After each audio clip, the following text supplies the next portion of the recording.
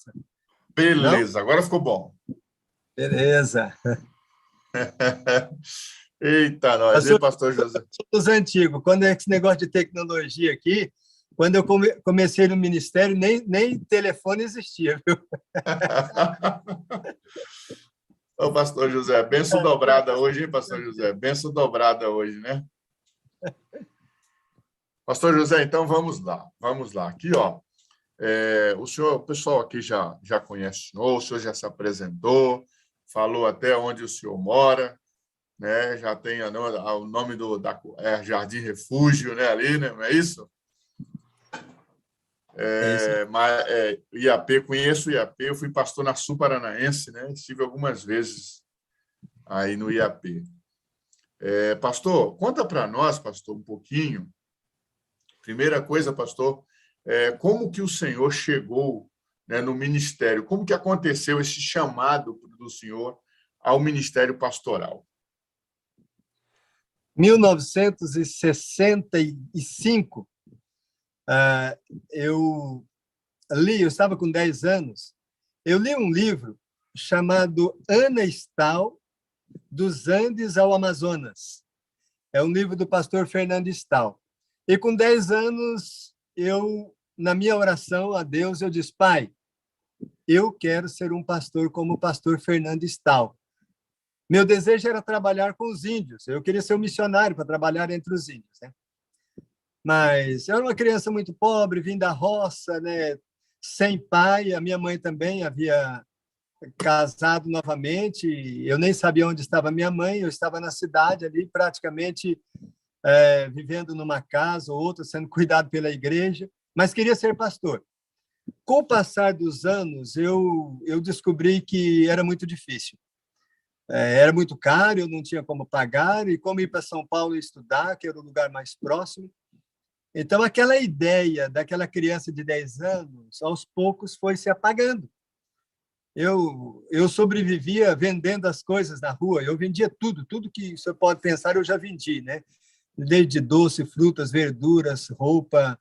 Então, eu era um vendedor ambulante, eu sobrevivia vendendo.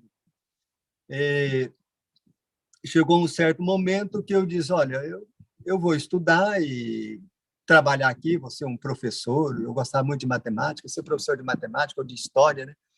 E ser pastor, eu vou pregar aqui mesmo, vou ser um ancião, vou ser um professor de escola sabatina, vou cumprir a missão. Mas Deus tinha outros planos, né? Com 16 anos, eu fiz um teste no Bradesco, eu entrei para o Bradesco, comecei a trabalhar no Bradesco, e depois de 3 anos que eu estava no Bradesco, chegou uma carta me convidando para fazer teologia no Velho Iaií. Eu procurei o pastor da minha igreja e disse: pastor, isso aqui é o senhor que fez isso aí, que comunicou? Ele falou: não. Eu falei: mas eu também não pedi. Eu não pedi nada, vaga, para estudar no IAI, nem para ser... Eu queria ser pastor há muitos anos atrás, mas agora isso aí já não faz parte mais. E também aqui, ó, eu não tenho condição de pagar, eu trabalho no banco. Para eu ir para o colégio, eu tenho que sair do banco. Como que eu vou pagar o colégio? Muito difícil. Peguei aquela carta, né, pus no arquivo redondo. 15 dias depois, chega uma outra carta do colégio. Mais uma vez, eu abordei o pastor. Pastor, não, eu não tenho nada a ver com isso. Não entrei em contato. E aí eles estavam dizendo que eu tinha uma bolsa de estudo para fazer teologia, que eu apenas devia aparecer lá tal dia, mês de dezembro, final de dezembro. E eu disse: pastor, mas como? Eu não escrevi para o colégio. Quem fez isso? Procurei alguns parentes, alguns irmãos, anciãos. Ninguém tinha feito alguma coisa. Aí o pastor disse: olha, mediante isso aí, eu acho que você tem que ir. Cheguei no contador, pedi as contas. Eles: mas você vai sair assim? Não pode. Foi difícil convencê-lo, mas assinei ali o aviso e assim fui. Cheguei em 1976. Cheguei no Velho Iaií, quando a faculdade era num porão, debaixo do auditório lá. Cheguei para fazer teologia. E aí, com muita dificuldade, não tem tempo para contar isso aí, né? Porque um ano depois, todo o dinheiro que eu levei, a reserva que eu tinha conseguido no Bradesco, acabou. E agora eu não tinha dinheiro para comprar nem material de higiene pessoal, eu não tinha dinheiro para comprar roupa, sapatos. Eu trabalhava no colégio, não via dinheiro. Apenas o meu trabalho pagava o estudo. Mas não, né, o money mesmo não chegava na minha mão. Como ia sobreviver? Alguém diz, vai comportar. O que é isso? É de comer, né? Não sabia o que era comportagem, mas assisti umas palestras de alguns animados lá, disse, não, é a coisa mais fácil, você vai não só pagar o colégio, mas comprar carro, comprar terno, papapá. Eu me empolguei e fui comportar, sem saber. Leia aquele livro, O Comportor Evangelista. Foi o único preparo que eu tive, foi aquele livro, né? Ler O Comportor Evangelista. Mas não tinha nenhuma técnica de aproximação. E aí eu fui comportar em Campo Grande. Eu batia em umas 10 casas e conseguia entrar em uma, né? Resultado, fracasso total. Consegui o dinheiro para pagar a passagem para vir para o colégio. Cheguei no colégio, você não tem mais bolsa, já passou para outro. Então, não podia ficar no colégio, não podia ficar no internato, não tinha dinheiro, e esse é um outro capítulo que não dá para descrever agora, pastor. Mas é o seguinte, alguns falaram assim, volta para sua casa, volta para o banco, né? Aqui agora você não tem como ficar. Eu disse, não, se Deus me chamou, ele vai prover. Amém. Eu fiquei lá, fiquei no colégio, né? Estudei os 4 anos. Quando chegou no final, 1979, eu não tinha chamado para o ministério. Os colegas ficavam, né? Até um colega, amigo da gente, nós éramos amigos bem próximos, assim, pastor Ronaldo de Oliveira, né? Eles, rapaz, eu já recebi chamado, e você? Eu falei, não. Então, vamos falar com alguns presidentes? Então, eu falei, não. Eu já falei com Deus. Se ele não me chamar, eu volto para o Bradesco. Eu tenho uma carta aqui que me dá direito a voltar para o banco. Se Deus me chamou, ele vai providenciar. Eu falei, mas não é assim, rapaz, que funciona. Você tem que fazer amizade, pregar um bom sermão, impressionar os presidentes. Eu falei, não, eu quero impressionar Deus e o Espírito Santo em Jesus. E não tinha chamado. Mês de dezembro de 79, eu não tinha chamado. Aí eu tinha uma noiva, e ela também muito pobre, e falaram assim, eu estava esperando o dia da formatura, já tinha fechado toda a matéria, vamos comportar? Para você comprar ela também não tinha pai, para você comprar o seu vestido e eu para comprar o meu terno. Vamos comportar. Fomos para a cidade de Jaú, interior de São Paulo. E chegamos lá, minha esposa ficaria com mais para os bairros, eu ficaria no centro de Jaú. E a gente só se encontrava nos dias de culto, para não perder tempo namorando. Pastor, era um martírio para mim esses dias de encontro. Que ela perguntava, quanto que você vendeu? Fala você primeiro. E ela, eu vendi 30 mil. E você? Eu não sou meio ainda. O problema é que se ela tinha vendido 30, eu tinha vendido 2, 3 ali. Era um fracasso total. Não. O segundo encontro, a segunda avaliação, eu disse, não, eu não vou ficar aqui. Deixei uma carta para ela dizendo, aqui está meu prospecto, faz a minha entrega que eu estou indo embora. Comportor de êxodo. Fui embora para o colégio. Lógico, no ônibus eu fui me, né, amaldiçoando. Seu covarde, Jonas, fugitivo, pá, né? Mas foi terrível aquela viagem. Mas eu cheguei no colégio sentindo um fracassado. Peguei minha Bíblia, eu tinha alugado um quarto ali fora do colégio, né? E eu fui lá para o interior do colégio, Praça da Bíblia, comecei a estudar a lição bem cedinho, né? Ali, chorando interiormente. E quando eu vi um velhinho, careca, né? Cabelo branco, andando bem depressa, eu disse, eu conheço aquele cidadão. Quando ele se aproximou, eu gritei para ele, pastor Elias Lombardi? Ele, quem é você? Você me conhece? Eu falei, sim. O senhor fez um centro de oração na minha igreja, em Três Lagoas. Eu sou de lá. O que você está fazendo aqui? Eu falei, teologia. Está começando agora? Eu falei, não, estou me formando. Mas já se formou? Tem alguma pendência? Eu falei, não. Só estou esperando o canudo aqui. E você já tem chamado? Eu falei assim, não, pastor. Então você está chamado. Não aceita chamado mais ninguém. Estamos precisando de você no Mato Grosso do Sul. Pastor, vamos pensar aí, né, na sua questão, né?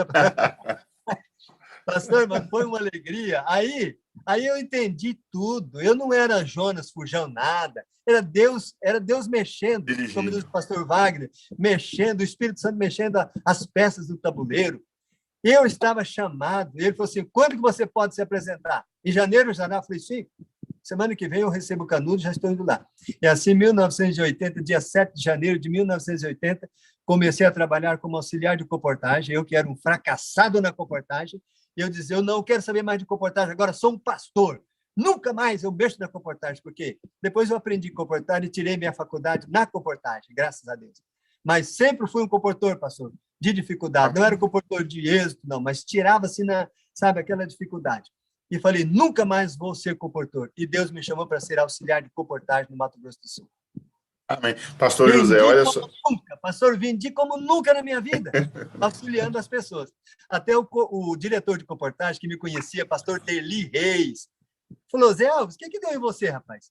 Você nunca foi aquele comportor de venda, você agora está explodindo.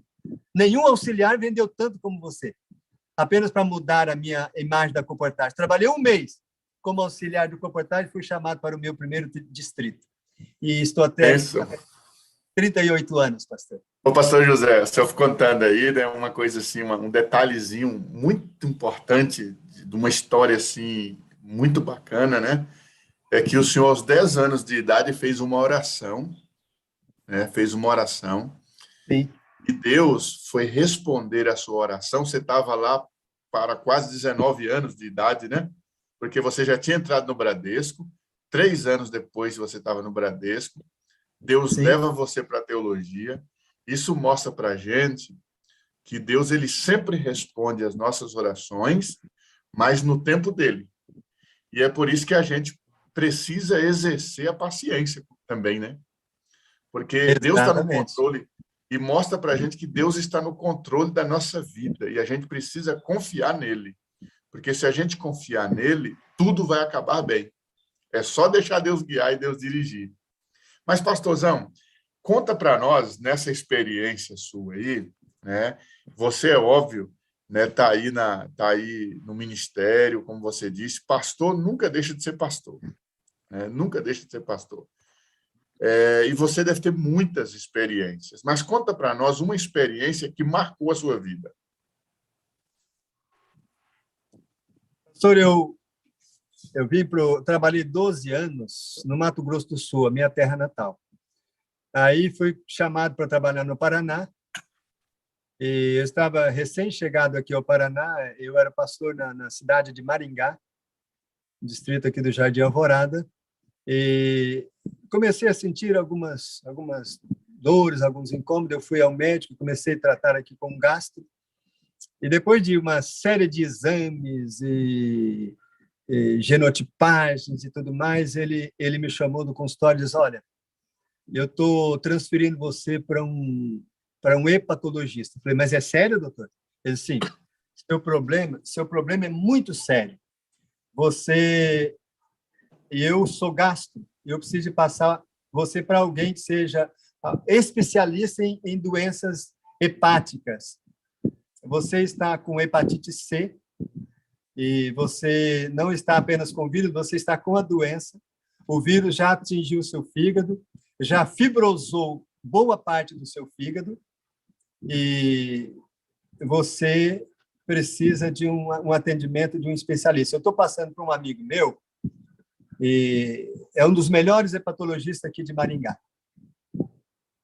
Tá bom. Peguei aquele calhamaço de papel de exames, tudo quanto é tipo de exame que eu tinha feito, né?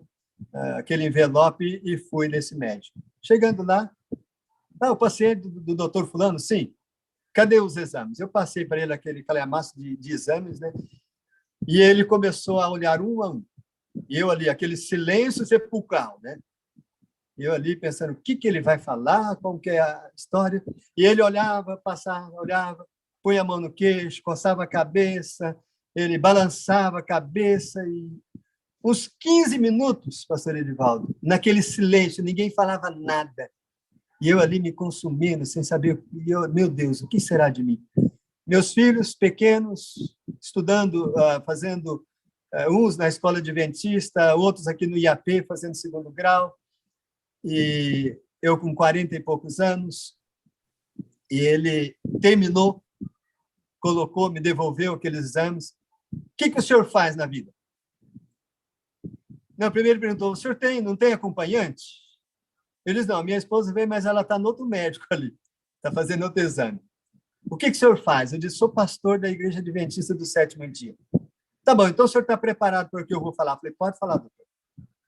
Ele falou, sua doença não tem cura. Humanamente não tem cura. Eu falei, isso eu já sei. Ele falou, e tem mais.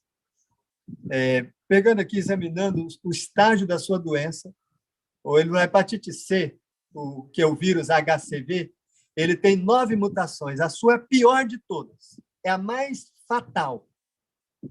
E ele já invadiu o seu fígado. Boa parte do seu fígado está fibrosada e não há nada que a medicina possa fazer por você. Então, numa análise aqui que eu fiz rápido, na experiência que a gente tem com esta doença, você tem em torno de 5 anos de vida. Então, você pode preparar a sua vida. Aí, diz mais, doutor, não tem um remédio? Ele falou assim, olha, pastor, existe o interferon. Mas o interferon, ele não vai resolver, dado o estágio avançado da sua doença, tem efeitos colaterais terríveis e eu acho que não compensa, mas se o senhor quiser, nós podemos fazer aqui um processo que você vai ter que receber, porque é R$1.000 a dose, você vai ter que tomar 4 doses. E, se o senhor decidir, fala que nós vamos fazer o processo. Eu falei, mas não adianta, não tem nenhum remédio. Ele falou, não existe remédio. Ele falou, só não beba cachaça, não beba nada de álcool, senão é 3 anos. Peguei aquele papel e o meu médico, que foi o gastro, né, pediu que eu voltasse para dizer o que o médico tinha falado. Eu voltei lá. E nem tinha marcado nada, ele me atendeu e disse, aí, pastor, como foi? Eu disse, pastor, doutor Fernando, eu estou partindo já, vou procurar o Prever. O Prever é uma companhia de funerárias, né? Eu estou indo procurar o Prever porque o médico, o senhor me indicou, ele disse que eu estou morrendo. Daqui 5 anos eu vou morrer, então vou fazer um seguro de aí alguma coisa. E ele viu que eu estava mal, né? Ele disse, pastor, aí ele saiu lá da escrivania dele, veio e sentou ao meu lado. Falou, vamos inverter os papéis? Eu sou pastor, e o senhor agora é o meu paroquiano. Falou, pastor, sabia que nós médicos medicamos, nós damos remédio, mas quem cura é Deus? Falou, eu fiz o exame agora e eu estou perfeito, pastor, mas olha, minha saúde está 10. Eu saio ali, um carro passa por cima de mim, eu morro, o senhor continua vivo. O senhor com a sua hepatite está vivo, eu morro. Então, quem conduz aí é Deus. Eu senti até vergonha, sabe, pastor? Eu, um pastor, né? Aí agradeci a Deus, disse, pai, obrigado, porque o senhor pode fazer pastor de qualquer pessoa, né? Até do médico. Né? Eu saí dali, antes um pouquinho, né? Eu tinha ido, antes de eu chegar no doutor, deixa eu voltar um pouquinho, à frente do Hospital Paraná, eu, debaixo de uma árvore, sentei num banquinho ali e chorei. Pensei, Senhor, estou morrendo. Vou deixar crianças com a minha esposa. Né? Essas crianças, como será a vida dos meus filhos? Como eles vão encarar essa realidade? E ali eu orei e comecei a chorar ali, pastor. As pessoas passavam, alguns olhavam, né? Bem que paravam, depois continuavam, e eu orando ali, e chorando, e orando, disse, pai, eu vou fazer um pedido para o senhor. Eu não mereço nada, o senhor já me deu mais do que eu mereço. Mas, Senhor, se for possível, Pai, se for do agrado do Senhor, que eu conclua o meu ministério, Pai, e que eu possa também criar os meus filhos, que eles possam se formar, que eles possam casar. Aí, depois que eu tiver concluído o meu ministério, Pai, aí o Senhor me leve para o descanso, está tudo bem. Se o Senhor puder me dar esse favor, Pai, eu agradeço de coração. Eu falei isso aí chorando, e aí fui lá para o doutor Fernando, e ele falou essas coisas, e eu voltei para casa. E agora? Contar para a família. Eu fiquei, pastor, 1 mês enrolando, e não tinha coragem de falar. Um dia reuni a família. Pastor José, segura esse pontinho, só para eu poder relembrar aqui com os irmãos. Segura esse pontinho aí, que você está aí para falar com a família e para falar uma situação dessa, imagino que não é fácil, porque é uma carga pesada, né? E a gente, às vezes, quer dar notícias boas, não notícias ruins. É verdade. Mas um detalhe que eu achei muito interessante você contar aí é que você chega num momento, essa notícia, qualquer um se abala ao receber, né? Porque não é uma notícia fácil de se ouvir de um médico, mas Deus, olha como Deus é maravilhoso com a gente, né? Olha como Deus trata a gente. né? Ele faz ali, ele coloca um médico, um médico, de alguma maneira, ali, Deus usa para confortar o Senhor, né? Para trazer o Senhor, porque Deus sabe que a gente é ser humano. E não tem problema nenhum a gente se entristecer diante de notícias dessas. Deus compreende cabalmente, né, a nossa tristeza, a nossa dor, Deus compreende. E Deus, ele vai nos abençoando. Só que nós precisamos perceber o carinho de Deus com a gente também, a direção de Deus. E Deus ali fala, mostra o médico ali, né? O médico, olha, vamos inverter os papéis aqui, deixa. E ali ele faz um papel, como o senhor colocou, de pastor, né? Deus Pastor. levanta ali e fala, e Deus vai usando as pessoas. E a gente não pode, irmãos, a gente não pode deixar de perceber esses detalhes que Deus atua na vida da gente. Às vezes a gente sai triste de casa e só pelo fato de ser uma pessoa, talvez, que, sei lá, não tem aquele compromisso com Deus, Deus pode usar uma pessoa dessa por amor a você. Deus pode usar qualquer meio, qualquer forma, por amor a você, para poder te animar, para poder mostrar que Ele está na condução da sua vida, que Ele está na direção, né? E para trazer a gente a confiar em Deus. E aí, pastor, você, com todas essas informações, toda essa notícia, abalado, né? E você pensa, como passar isso para a família? Como você vai fazer isso? Como que aconteceu, pastor? Então, pastor, aí eu cheguei um dia, né? Orei bastante a Deus, pedi sabedoria, que Ele fortalecesse a minha família. Reuni, né? Tenho 4 filhos, né? 3 meninas e um rapaz. O rapaz é o mais velho. Eu reuni os filhos, minha esposa, já tinha falado para minha esposa antes, né, de falar para as crianças, e então aí eu expus para eles a minha situação, que eu tinha, pelo médico, eu tinha 5 anos de vida, mas que íamos confiar em Deus, vamos orar, e a palavra de Deus é que vale, né? Mas, medicamente, pelo prognóstico dos médicos, eu tinha 5 anos de vida, né, que o vírus HCV estava já fibrosando meu fígado e dali eles queriam irreversível. Eu optei, disse para eles, eu optei por não fazer tratamento médico, só confiar inteiramente no milagre divino. Se Deus fizer milagre, bem, se não, daqui 5 anos vocês vão sepultar o pai e vocês aguardar a ressurreição e permanecer fiéis. Choraram muito, né? Ali foi aquela comoção, oramos a Deus. E uma das filhas que estava estudando nessa época, depois ela foi para o NASP, né? Ela se abateu muito. Então, ela foi acometida de uma depressão muito profunda e ela começou a ficar mal. Um dia, o colégio telefonou para casa, dizendo que não podia ela permanecer no colégio, porque ela estava com depressão e ela tomou todos os remédios, se trancou no banheiro e tomou todos os remédios que usava ali para depressão, justamente para suicidar, para morrer.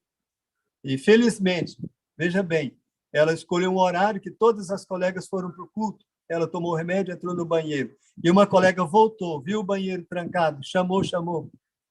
Ela não respondeu, comunicou o colégio foi lá, arrombou a porta e ainda puderam socorrer, levar para o hospital, fazer lavagem e salvou. Dali, pastor, começou uma luta, correndo para essa minha filha, ela tentando o suicídio, uma vez tentou se jogar de um prédio levei para Santa Catarina, para a casa da minha irmã, ela foi tratar no hospital lá, não deu certo, e eu orando a Deus, aquele desespero, e ela foi emagrecendo, ficou, pastor, magrinha, cor e osso, né? Eu orava e chorava a Deus, falei, meu Deus, vou perder minha filha. Realmente peguei, coloquei no carro e fui para o Mato Grosso do Sul, para o Hospital do Penf, eu tinha muitos amigos, eu fui pastor do Hospital do Penf.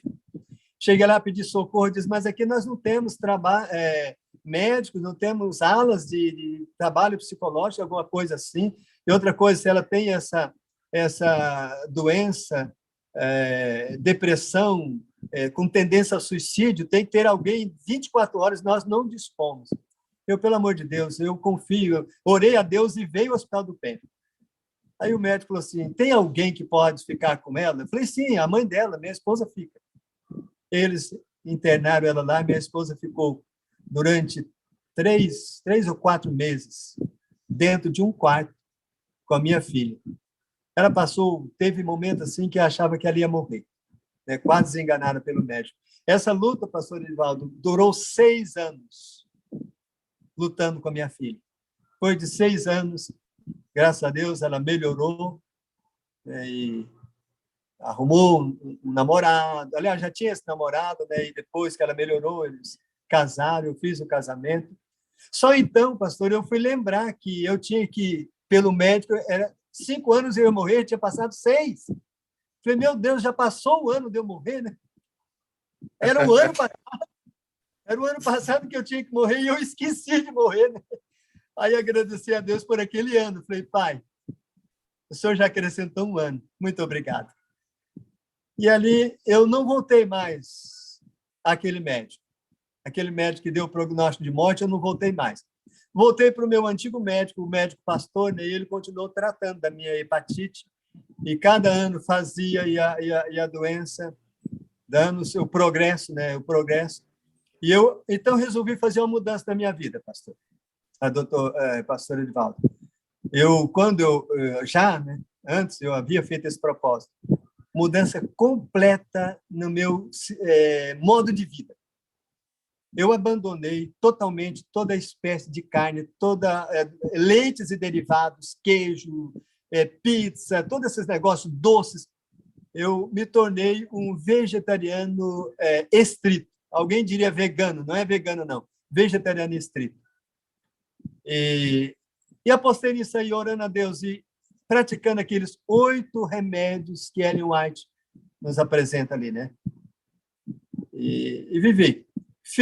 Sempre fazia os exames, a hepatite C, o vírus está aí. Passei algum tempo sem ir no médico, voltei lá. O doutor falou assim, pastor, é estranho. A progressão da sua doença, ela foi mínima, muito mínima.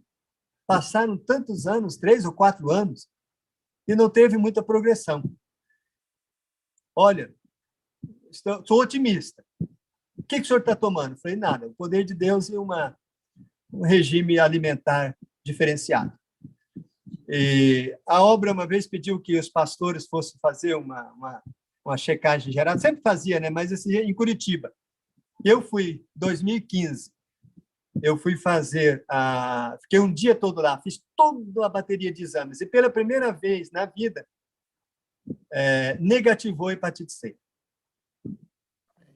Eu procurei um médico lá, né, que é um amigo da gente lá, foi médico no Hospital do Pempo também, e falei, doutor, até hoje, todos os exames, eu tenho aqui uma série de exames, 20, 30 exames, sei lá, todos dá positivo de hepatite C. Primeira vez em muitos anos que negativou. Ele falou, pastor, eu aconselho que o senhor, chegando em Maringá, repita o exame de hepatite C, porque pode ser um falso negativo. Pode ser um falso negativo. Eu peguei aquele exame, pastor, olhei para aquele exame e disse, não tem mais hepatite. Obrigado, meu Deus. Desde 1915, nunca mais fiz exame de hepatite C. Eu preferi ficar com aquele exame, sabe? Então, eu falei, não, 2015 negativou. E nós estamos em 2022, o prognóstico do médico foi 1999. Então, faça a conta, 99 para 2022.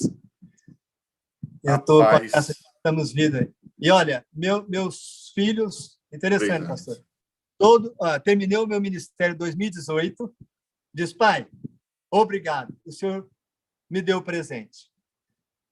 Todos os meus filhos, aliás, os 3 filhos casados, todos formados, só uma filha solteira.